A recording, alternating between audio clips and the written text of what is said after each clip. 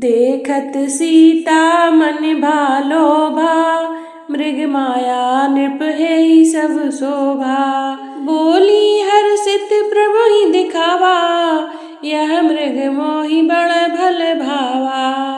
प्रिय मित्रों, माता सीता ने जब स्वर्ण मृग को देखा तो उनके मन में अत्यधिक लोभ और आकर्षण उत्पन्न हुआ।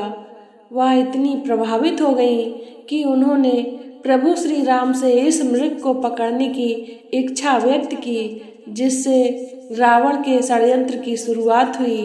तो जय श्री राम दोस्तों, रामायण की इस अद्भुत और महत्वपूर्ण कथा में आपका स्वागत है। आज हम उस घटना पर चर्चा करेंगे जिसमें रामायण की कथा को नया मोड़ दिया। स्वर्ण मृग की माया। इस स्वर्ण मृग ने न केवल माता सीता को भ्रमित किया, बल्कि रावण के युद्ध इरादों की पूर्ति का मार्ग भी प्रशस्त किया। तो मित्रों, आइए इस घटना का विश्लेषण करें और जानें कि कैसे एक स्वर्ण मृग ने सब कुछ बदल दिया। तो प्रिय मित्रों, आज की कथा में आप सुन रहे हैं स्वर्ण मृग। सीता की इच्छा इस अद्भुत मृग को पकड़कर आश्रम में रखने की हुई। अतः वे राम को पुकारते हुए बोली, हे आर्यपुत्र, आप और लक्ष्मण शीघ्र आइए। देखिए कितना सुंदर और अद्भुत स्वर्ण मृग है, यहाँ विचरण कर रहा है। उस माया मृग को देखकर लक्ष्मण को संदेह हुआ और उन्होंने राम से कहा, हे तात, मुझे ऐसा प्रतीत होता है कि हमें छलने के लिए इस मृग के रूप में स्वेच्छा रूपी मारीच ही आया होगा। हे जगतपति, इस भूतल पर कहीं भी ऐसा विचित्र रत्नमय मृग नहीं है, अतः निसंदेह यह माया ही है। लक्ष्मण को बीच में ही रोकते हुए सीता राम से बोली, हे नाथ, यह मृग अत्यंत सुंदर है, इसने मेरे मन को मोह लिया है। आप अवश्य ही इसे पकड़कर ले आइए। जब हम वनवास समाप्त करके अयोध्या लौटेंगे तो यह हमारे प्रसाद की शोभा बढ़ाएगा। यदि यह जीवित न पकड़ा जा सके तो इसे मारकर मृगशाला ही ले आइए। मैं उस पर आपके साथ बैठना चाहूंगी। सीता के आग्रह को देखकर राम लक्ष्मण से बोले, हे लक्ष्मण, निसंदेह इस मृग का रूप अत्यंत मनोहर एवं आकर्षक है। यदि यह पकड़ा नहीं गया तो मारा तो अवश्य ही जाएगा। इसमें भी संदेह नहीं है कि इसकी मृगशाला मनोहारी होगी। सीता का आग्रह पूर्ण करने के लिए इसे अवश्य ही पकड़ना चाहिए। तुम्हारी शंका के अनुसार यदि यह राक्षसी माया है तो भी इस राक्षस को मारना उचित ही होगा। तुम सीता की रक्षा करो, मैं इसे जीवित पकड़ने या मारने के लिए जाता हूँ। इतना कहकर राम अपने शस्त्र धारण कर मायावी मृग के पीछे चल पड़े। राम को अपनी ओर आता देखकर मृग भी उछलता कूदता गहन वन के भीतर चला गया। वह विविध वृक्षों की झाड़ियों के बीच कभी छिपता और कभी प्रकट होता, कभी धीमी तो कभी द्रुत गति से भागने लगता।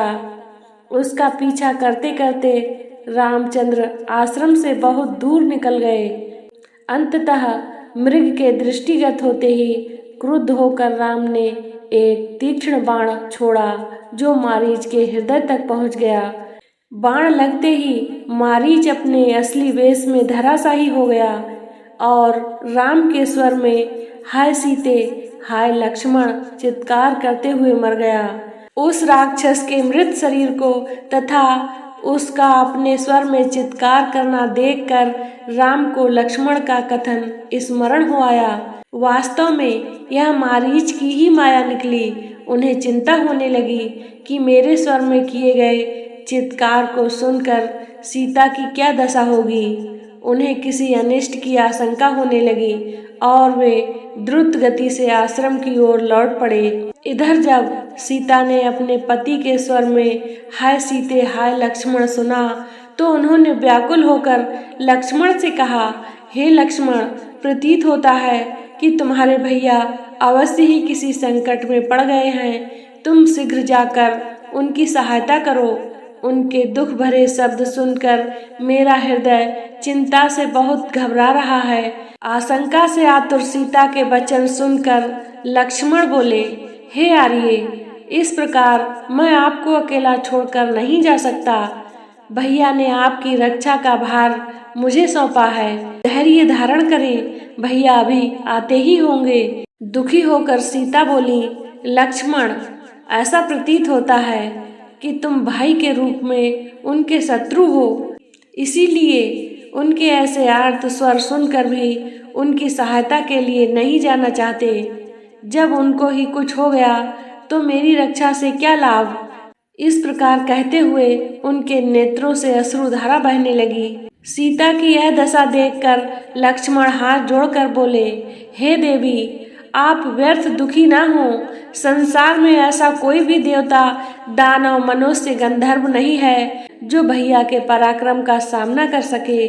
मायावी राक्षस नाना प्रकार के रूप धारण करते हैं और विविध प्रकार की बोलियां बोलते हैं, अतः आपको चिंता करने की आवश्यकता नहीं है। आप तनिक प्रतीक्षा करें, वे आते ही होंगे। लक्ष्मण के तर्कयुक्त वचनों ने सीता के क्रोध को और बढ़ा दिया। वे बोली, लक्ष्मण, मैं तुम्हारे मनोभावों को भली भांति समझ रही हूँ। तुम राम के न रहने पर मुझे पा लेने की लालसा लेकर ही वन में चले आए हो। मैं तुम्हारी दुष्ट इच्छा को कभी पूरा नहीं होने दूंगी। राम के वियोग में मैं अपने प्राण त्याग दूंगी। सीता के ये वचन सुनकर लक्ष्मण का हृदय विदीर्ण हो गया। वे बोले, हे देवी, मैं आपकी बातों का कोई उत्तर नहीं दे सकता। स्त्रियों के द्वारा ऐसी अनुचित और प्रतिकूल बातें मुंह से निकलना कोई आश्चर्य की बात नहीं है, क्योंकि संसार में नारियों का ऐसा स्वभाव प्रायः देखा जाता है। आज आपकी बुद्धि भ्रष्ट हो गई है, जो अपने अग्रज की आज्ञा पालन करने वाले अनुज पर ऐसा दुष्टतापूर्ण लांछन लगा रही हैं। मुझे संशय हो रहा है कि आज आप पर अवश्य कोई संकट आने वाला है। वन के समस्त देवता आपकी रक्षा करें। वन के देवता इसके साक्षी हैं कि मैं आपके द्वारा बलात् भेजा जा रहा हूँ। लक्ष्मण के वचन सुनकर सीता के नेत्रों से अश्रुधारा बहने लगी और लक्ष्मण उस ओर चल दिए जिधर राम गए थे। तो प्रिय मित्रों, आज की कथा को यहीं पर विराम देते हैं। अब आइए कुछ अनमोल वचनों को सुनते हैं। कंचन मृग माया सो राहु, जानत हाँ प्रगट प्रभु राधु। लोभ त्यागी अनुजहि समझावा, मृग संग धरि सीता मन भावा। तो प्रिय मित्रों, प्रभु श्री राम को पहले से ही ज्ञात था कि यह मृग केवल माया है, परंतु माता सीता की इच्छा को देखते हुए उन्होंने लक्ष्मण को समझाया और मृग का पीछा करने का निर्णय लिया। यह घटना रावण के षड्यंत्र की नींव बनी। रघुपति कर मृग माया मारा, साधु ते को माया निस्तारा। सीता हर सेनी मृग दिखावा, राम भेष सो जान सब पावा।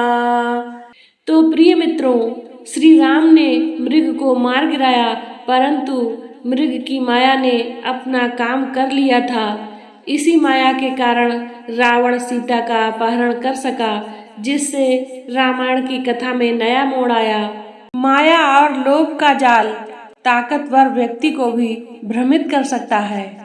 तो प्रिय मित्रों, यह वचन इस तथ्य को दर्शाता है कि माया का जाल कितना गहरा और प्रभावशाली हो सकता है, जिससे किसी का भी विवेक क्षीण हो सकता है।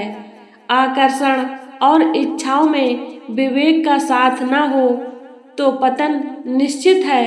तो मित्रों, यह वचन हमें याद दिलाता है कि इच्छाएं और आकर्षण कभी कभी विनाश की ओर ले जा सकते हैं, यदि उन पर विवेकपूर्ण ढंग से विचार न किया जाए। धर्म के मार्ग पर चलते हुए माया से सावधान रहना आवश्यक है, क्योंकि माया का जाल हमें सच्चाई से दूर कर सकता है।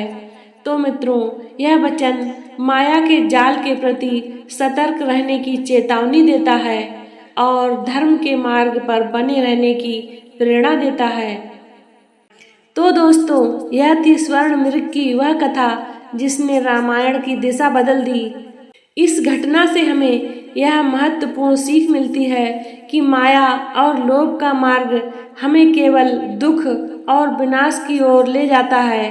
अगर आपको यह वीडियो पसंद आया हो तो इसे लाइक करें, शेयर करें और हमारे चैनल को सब्सक्राइब करें ताकि आप ऐसी ही और भी प्रेरणादायक कथाओं को सुन सकें। वीडियो को पूरा देखने के लिए बहुत बहुत धन्यवाद। मिलते हैं अगले एपिसोड में, तब तक के लिए जय श्री राम।